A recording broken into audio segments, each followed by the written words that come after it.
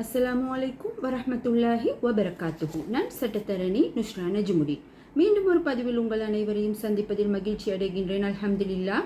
இன்றைக்கு நான் உங்களோட பேச போகிற விஷயம் என்னென்னு பார்த்தீங்கன்னு சொன்னால், ஏப்ரல் 21 நெருங்கி கொண்டு வரும் வேளையில் நிறைய கோடாரி காம்புகள் முளைச்சி கொண்டு வராங்க. அது சம்பந்தமாக சில ஆட்களுக்கு கட்டாயம் பதில் கொடுக்க வேண்டி இருக்குது என்றதால தான் இந்த வீடியோவை நாங்கள் போடுறோம். ஏப்ரல் 21 தாக்குதல் என்றது யாருக்கும் மறக்க முடியாத வழிகளை ஏற்படுத்திய ஒரு தாக்குதல். கிறிஸ்தவ மக்களாக இருந்தாலும் சரி, அவங்களோட எத்தனையோ உயிர் சேதங்கள் ஏற்பட்டு இன்னும் வர காட்டும் அதிலிருந்து மீள முடியாமல் இருக்கிறாங்க.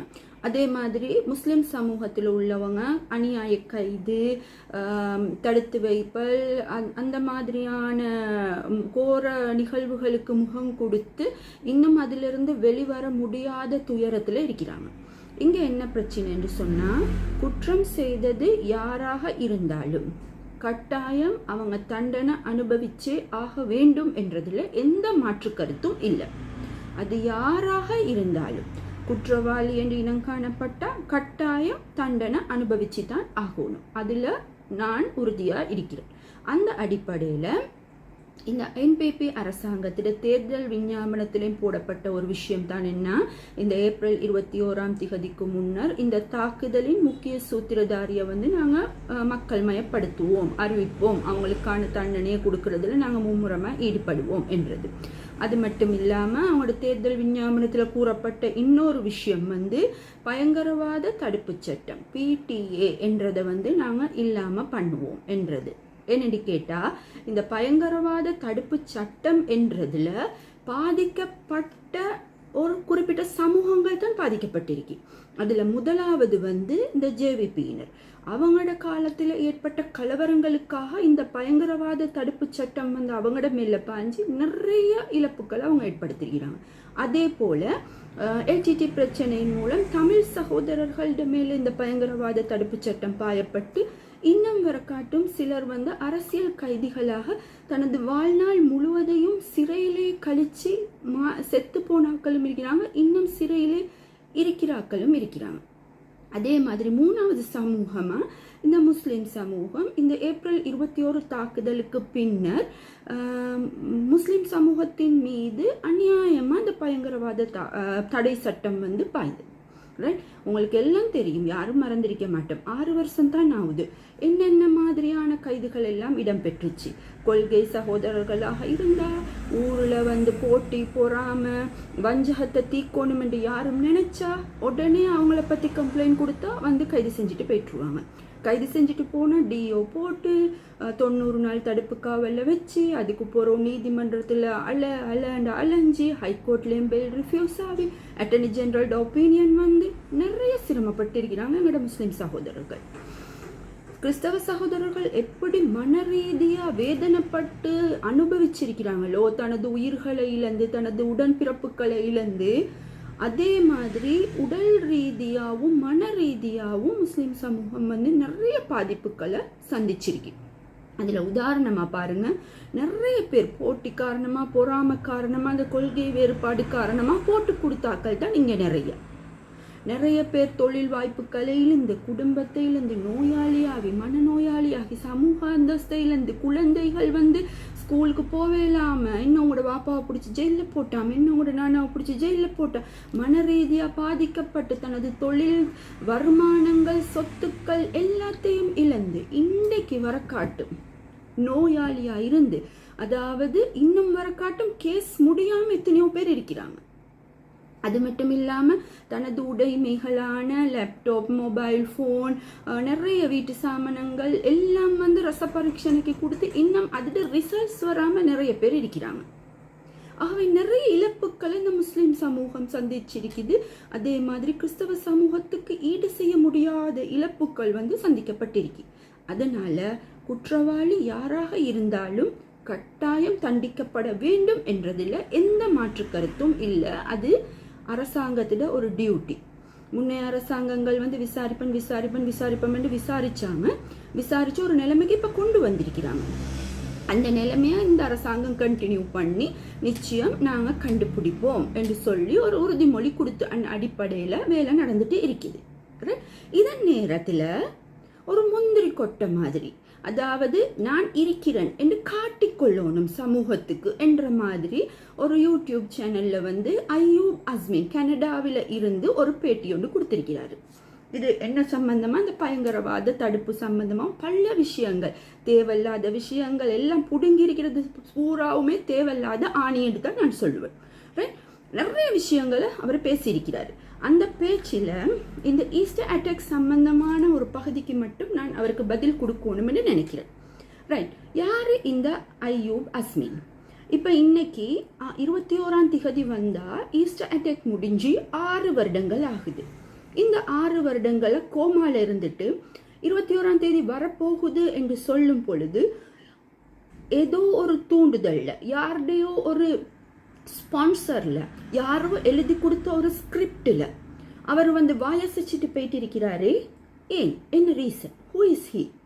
ரைட், முதல்ல பார்த்தோம்னா இந்த அய்யூப் அஸ்மின் வந்து எந்த மாதிரியான விஷயங்கள்ல வந்து கருத்து தெரிவிக்க வருவார் என்று பார்த்தீங்கன்னு சொன்னா, இலங்கையில முஸ்லிம்களுக்கு ஏதாவது ஒரு பிரச்சனை வந்து அது சம்பந்தமா யாராவது பேச போனா அவங்களுக்கு எதிராக கருத்து தெரிவிப்பாரு. அதாவது முஸ்லிம்களுக்கு சார்பா இல்லை, அதை சார்பா பேசுற ஆட்களுக்கு எதிராக கருத்து தெரிவிப்பாரு. உதாரணமா முஸ்லீம் விவாகரத்து சட்டத்தில் நிறைய குர்ஆன் ஹதீஸுக்கு வர வேண்டிய செக்ஷன்ஸ் எல்லாம் இருக்கி, அதனால அதை எமெண்ட் பண்ண போக்குள்ள நாங்கள் முக்கியமாக கவனத்தில் கொள்ள வேண்டிய விஷயங்கள் என்று யாராவது பேசிட்டா போதும், ஆள் கமெண்ட் பண்றது அவரு தான். ஏன்னு கேட்ட இவங்க பேசுறவங்க என்னமோ உள்ளவியா, இவங்க சரியாவா, நீங்க யாரு? இல்ல நான் கேட்குறேன், நீங்க யாரு இது சம்பந்தமா பேசுறதுக்கு? எது எதிரா பேசலுமோ, எது முஸ்லீம்களை வந்து குழி தூண்டி புதைக்கலுமோ அந்த மாதிரியான கருத்து சொல்றதுல ஆளா வந்து நிப்பாரு. யாராவது ஒரு பொம்பளை புள்ள கருத்து சொல்லிட்டு வைங்களே, ஆளா அந்த பொம்பளை புள்ளைக்கு எதிராக கருத்து சொல்றதும் இவர் தான். ஏன்னு கேட்டா, ஓசில கிடைக்கிற ஏசில இருந்து கொண்டு ஃப்ரீயா கிடைக்கிற வைஃபையை பேசிக்கொண்டு யாருடையாவது ஸ்பான்சர்ஷிப்பை எடுத்துட்டு ஒரு கருத்து சொல்ல வர்றது லேசி. என்னன்னு கேட்டால் நீங்கள் ஃபீல்டில் இல்லை, நீங்கள் எங்கேயோ போயிட்டு அசைலம் எடுத்துக்கொண்டு ஃபீல்டில் இல்லாமல் உட்காந்து லேசாக வாயால் நல்லா வடை சுடலாம். இப்போ நான் விஷயத்துக்கு வரேன். இவர் லிஸ்ட் பண்ணியிருக்கிறாரு, இந்நாளுக்கு இப்படி இருக்கி அகில இலங்கை ஜம்மியத்துல் உலமா என்ன, ஒரு முன்னாள் முஸ்லீம் அமைச்சர், பஷீர் ஷேகுதாவுட பேர், நிறைய தௌஹீத்வாதிகளோட பேர், என்ன நிறைய லிஸ்ட் ஒன்று போட்டிருக்கிறாரு. ஒரே ஒரு விஷயம் கவனிச்சு கொள்ளுங்க அய்யூப் அஸ்மின் சகோதரர் அவர்களே, நீங்கள் சொல்கிற அவ்வளோ பேரும் ஸ்ரீலங்காவில் தான் இருக்கிறாங்க. நீங்கள் மட்டும்தான் வெளிநாட்டிலேருந்து வாயால் வடை சுடுறீங்க, சரியா? அவ்வளோ பேரும் ஸ்ரீலங்காவில் இருக்கிறாங்க. இன்னும் வர காட்டும் இன்டர்வியூ, அதாவது இன்வெஸ்டிகேஷனுக்கு அவங்களோட சப்போர்ட்டை கொடுத்துட்டு தான் இருக்கிறாங்க.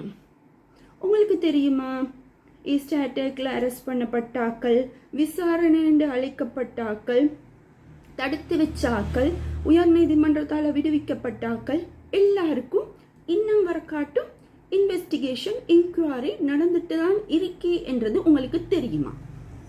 என்னன்னு கேட்டால், உங்களுக்கு தெரியாத பொய்யான பிழையான தகவல்களை தான் நீங்கள் பேசிட்டு இருக்கிறீங்க.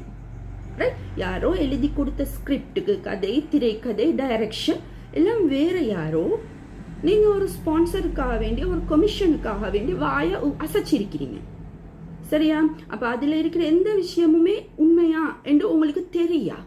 இருக்கலாம், சொல்லி இருக்கிறாங்க, அப்படி இருக்கலாம், இப்படி இருக்கலாம், ஒரு பின்புலம் இருக்கலாம் என்று பேசுறது ஒழுங்கான ஆளுக்கு, ஒழுங்கான தகவலை கையில் வச்சுட்டு பேசுகிற ஆளுக்கு வந்து அழகு இல்லை, சரியா?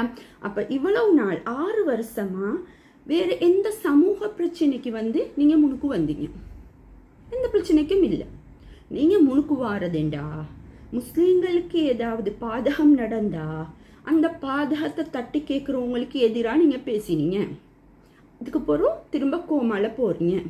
திரும்ப என்னையாவது ஒரு ஸ்பான்சர் வந்துச்சுன்னு சொன்னால் உங்களோட எஜெண்டாக்கு கீழே உங்களோட பின்புலத்தில் ஏதாவது வந்துச்சுன்னு சொன்னால் டக்கடை எழும்புறீங்க, வாரீங்க மீடியா முனுக்கு, நானும் இருக்கிறேன் என்று காட்டிக்கொள்றீங்க அடிக்கடி, சரியா?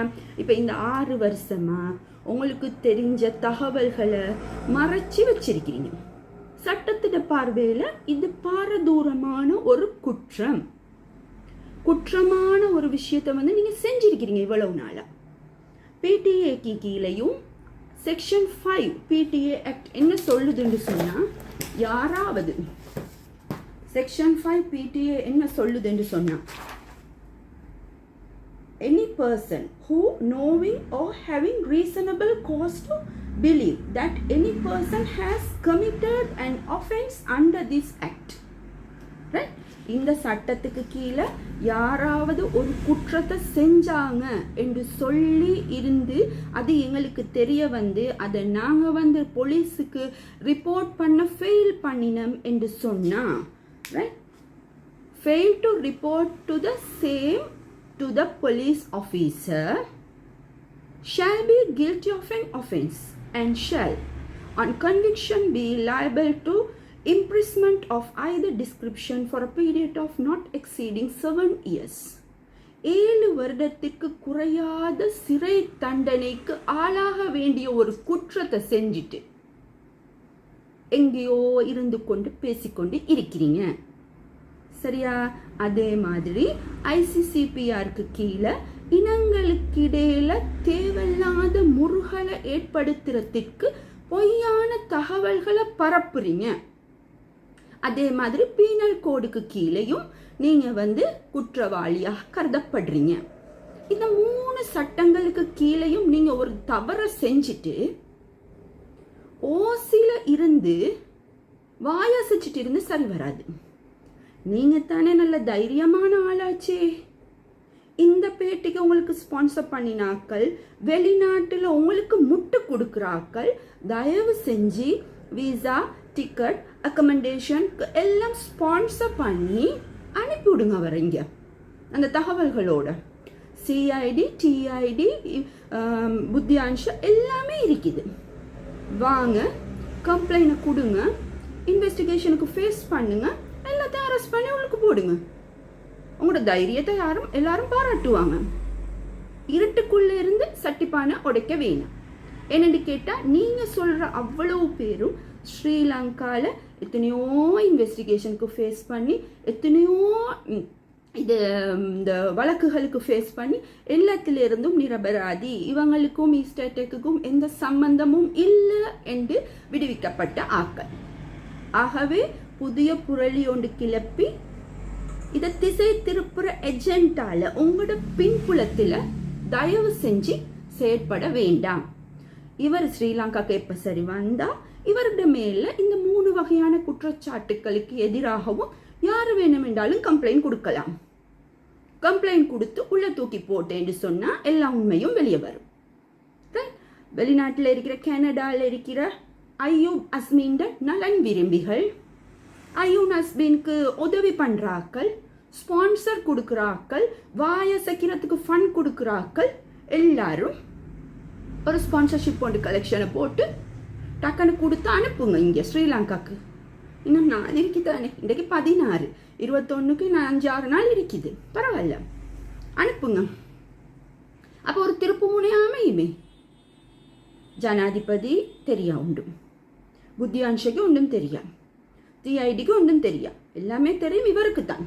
அப்போ கட்டாயம் இவர் ஸ்ரீலங்காவில் இருக்க வேண்டிய ஆள். இவர் என்னங்க பேட்டியிருக்கிறாரு? எல்லாரோட பின்புலத்தை பற்றியும் நீங்கள் பார்க்குற மாதிரி உங்களோட பின்புலத்தை பற்றி எல்லாரும் பார்த்தாங்கன்னு சொன்னால் கதை கந்தலாக போகும். ஆகவே நான் இருக்கிறேன் என்று காட்டிக்கொள்றதுக்காக வேண்டி தேவையில்லாத விஷயங்களில் மூக்க நுழைக்க வாணும். விஜயோட ஸ்டைலில் ஒரு டிஷர்ட்டுக்கு மேலே கோட்டை போட்டுட்டு மைக்குக்கு முனுக்கு நின்றா அரசியல் ஆய்வாளர் ஆவேலா? அரசியல் ஆய்வாளர் ஆகிறேன்னு சொன்னால் தகவல் உண்மையாக இருக்கணும், அதுக்கான எவிடன்ஸ் ஆதாரங்கள் இருக்கணும், அதை சப்மிட் பண்ணியிருக்கணும். நீங்கள் இதெல்லாம் இன்வெஸ்டிகேஷன் ஆஃபீஸர்ஸ்க்கு கொடுத்து அதை யாருமே கணக்கெடுக்கல என்ற பட்சத்தில் நீங்கள் பப்ளிக்கில் இப்படி பேசியிருக்கலாம். அப்படி இல்லாமல் இருக்கலாம், செஞ்சிருக்கலாம், அப்படி இருக்கலாம் என்று சொல்லி தயவு செஞ்சு வாயால் வட சுடாயிங்க. இப்போ இந்த வீடியோவுக்கு அய்யூப் அஸ்மின் முட்டுக்கள் வந்து தயவு செஞ்சு காமெண்ட் பண்ண வாங்க. புத்திமதி இருந்தால் அவனுக்கு சொல்லுங்க, சாரி அவருக்கு சொல்லுங்க. ரைட், மீண்டும் ஒரு பதிவில் சந்திக்கும் வரை அஸ்ஸலாமு அலைக்கும் வரஹ்மத்துல்லாஹி வபரகாத்துஹு.